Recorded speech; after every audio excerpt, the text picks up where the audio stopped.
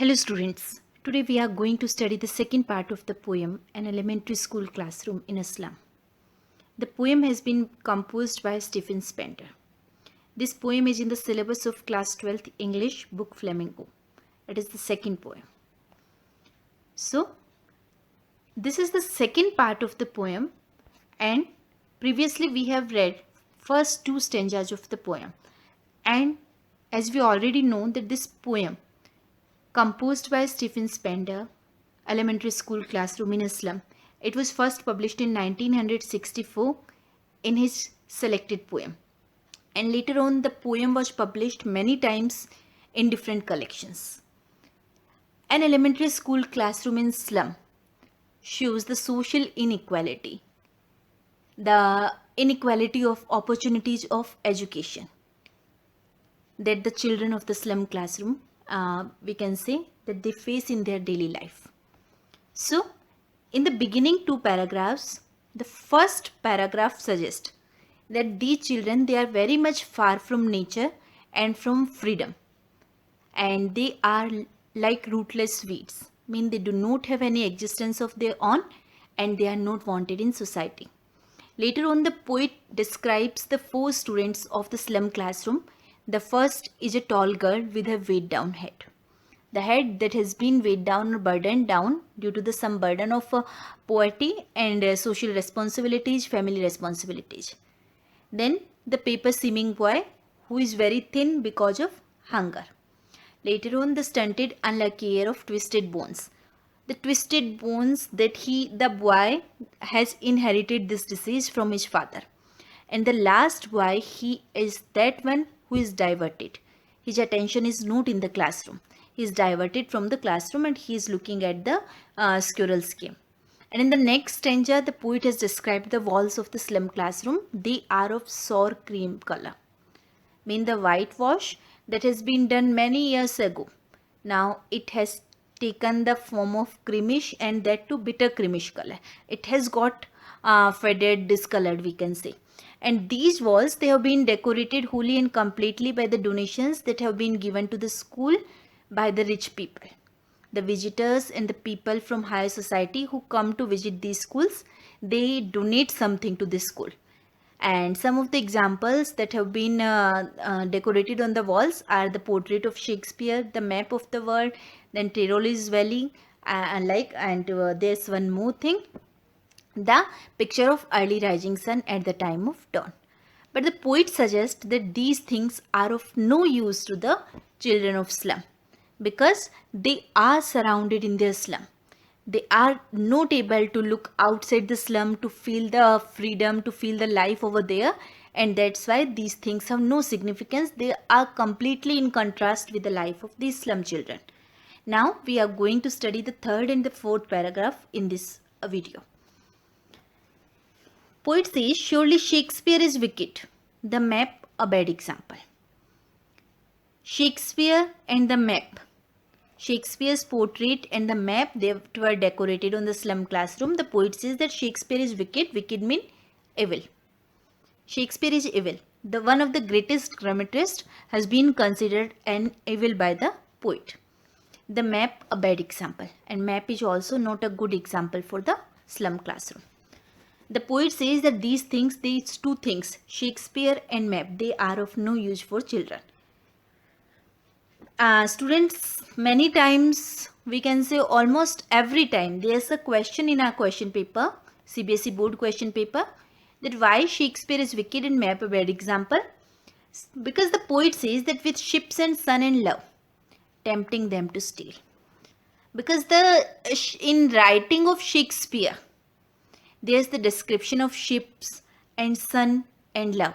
Ships, we can say a prosperous business, sun, brightness and love. These things have been depicted in the writings in the drama of Shakespeare. Shakespeare has nowhere mentioned about poverty in his writing. And these things, whenever the slum children come to know about these things, they are tempted, they are attracted, they feel fascinated to steal. Steal means stealing, theft, chori. It means doing something bad, doing something evil, doing something illegal. because the brighter aspect that has been described in the writing of Shakespeare, this attracts the slum children to gain this thing by adopting evil means. For lives that slyly turn in their cramped holes from fog to endless night. Because the children's lives that slyly mean very trickily turn in their cramped holes. Cramped mean confined, limited holes. What are the limited holes here? The limited holes are the houses of the slum children. They live in very small houses.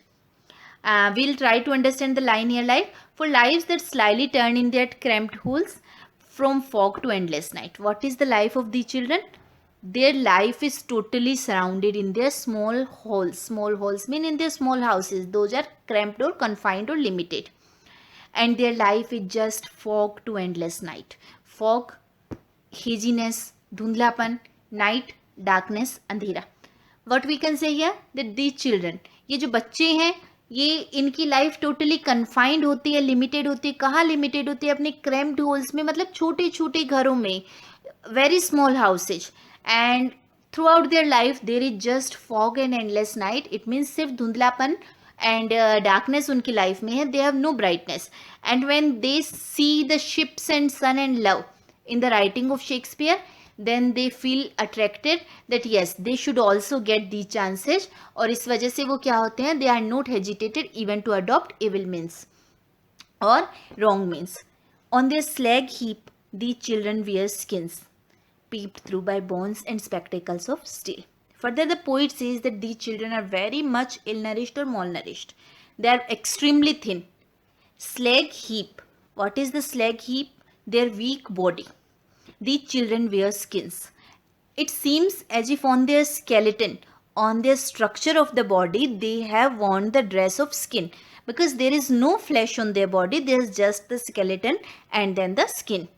And उसको जो है poet ने इस तरह से express किया है कि बच्चे एज इफ मानो कि इन बच्चों ने स्किन की ड्रेस पहन रखी है पीप्ड थ्रू बाय बोन्स, जिसमें से पीप थ्रू झांक रही है. What is peeping through the skin? Their bones. We can have an imagery that एक बहुत पतला इलनरिश्ड मॉलनरिश्ड जो बच्चा होता है, व्हाट हैपन्स कि उसकी बॉडी का स्ट्रक्चर ऐसे होता है कि उसकी जो बोन्स होती है वो उसकी स्किन से दिखाई देती है. तो बिल्कुल ये बच्चे वैसे ही हैं. और कंपेयर क्या किया गया है? Their skin has been compared as if they have worn something tight fitting cloth and spectacles of steel with mended glass.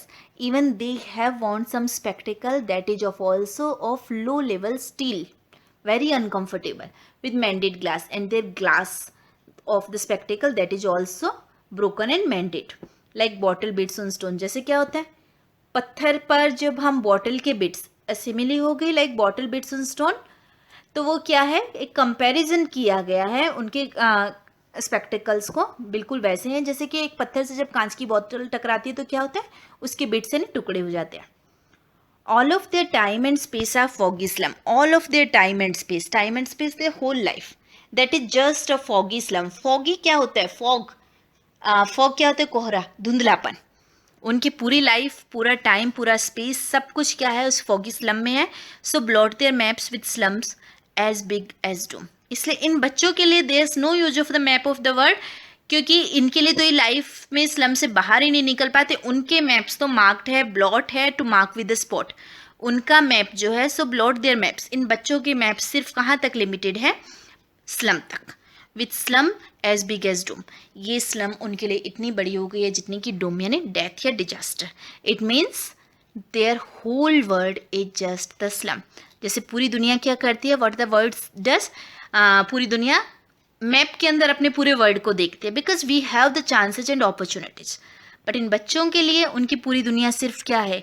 Slum. सो इनके लिए मैप क्या है? Slum. So Shakespeare's writing and map, these are the bad examples. They show the brighter side, and that's why the children are attracted towards illegal and wrong means.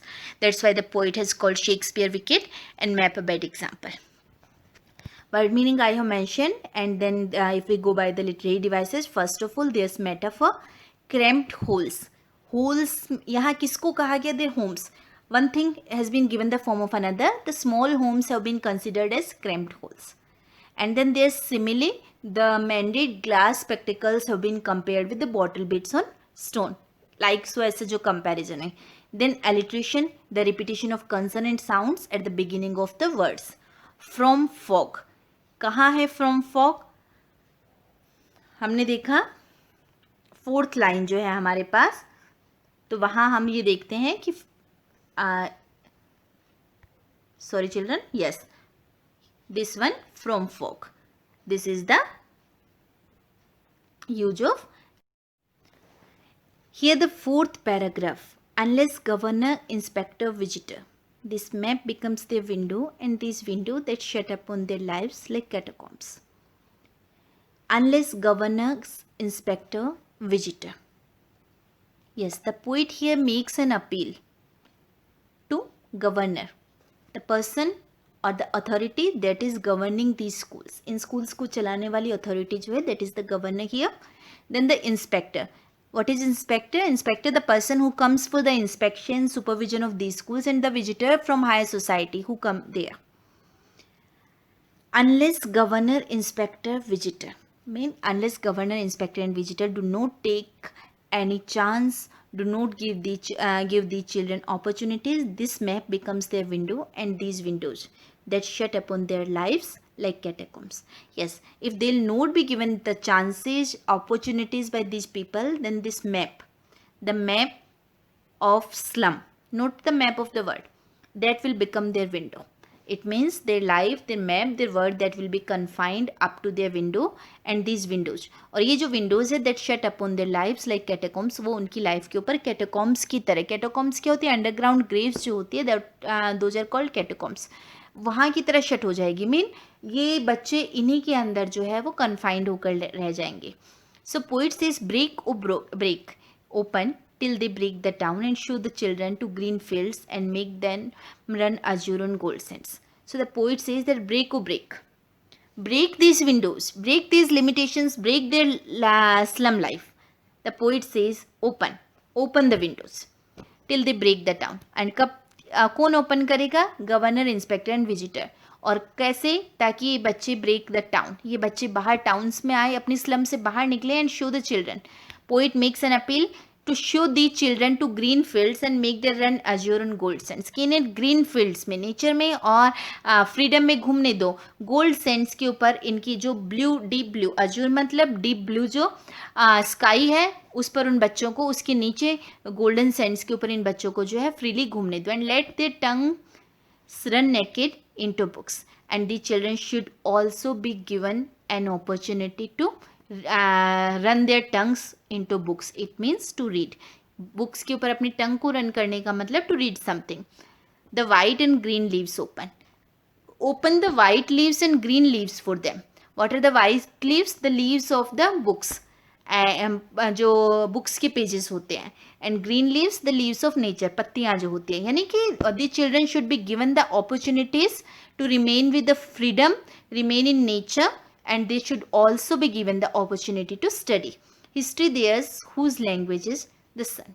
Because the poet says that history only is made by those people whose language is the sun. Who has the language of sun, who has the brightness, who has the knowledge. So if we want to make the children remarkable, if we want to them to come out of the slum, if we want them to study, then the governor, inspector and visitor should do something. They should provide the opportunities to the children for reading and for freedom, and then only the children will be able to make history. So here the word meanings, there are only two tough words. That is, one is catacombs, that is underground tomb or cemetery. Graves जो होती है, azure मतलब deep blue, that is a color. Literary device, if we go by metaphor, books and nature are exposed in the form of white and green leaves. And then anaphora, repetition of vowel sounds in nearby words, that is run azure, run naked. That is anaphora. So students, I hope you have totally understood the poem. The third stanza that depicts the worthlessness or irrelevance of the portrait of Shakespeare, writing of Shakespeare, and of words map. And for the fourth stanza, there's a plea of the poet to governors, inspector, and visitors to give these children equal opportunities so that they can also create their history by coming out of the slums. I hope you have totally understood the poem, and so go through the video once again, enjoy the poem, and also create an awareness about the issue that has been raised by the poet. So thank you, students.